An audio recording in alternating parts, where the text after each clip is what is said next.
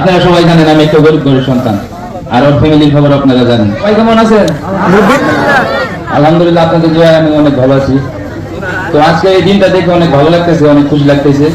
তো কখনো ভাবতে পারি নাই যে এইরকম একটা দিন আমার জন্য অপেক্ষা করবে।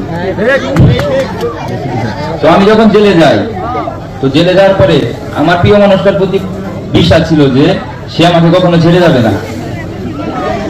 তো যখন আমি 4 মাস ক্লাস জেল কাটার পরে বের হই, তখন গেটের বাইরে যখন আমি বের হই, তখন যে একটা পরিস্থিতি দেখলাম, তো ওইটা দেখার পরে আমি ওইটা দেখার জন্য প্রস্তুত ছিলাম না। তো আমার প্রিয় মানুষটা আমার জন্য যা কিছু করছে, তো এটা আমি কখনো ভাবতে পারি নাই, এটা আমার কল্পনার বাহিরে যে ও আমার জন্য যা যা কিছু করছে। আসলে ওর ফ্যামিলি আর আমার ফ্যামিলি এক না। তো এইরকম একটা প্রিয় মানুষ আমি পেয়ে নিজেকে অনেক ধন্য মনে করি।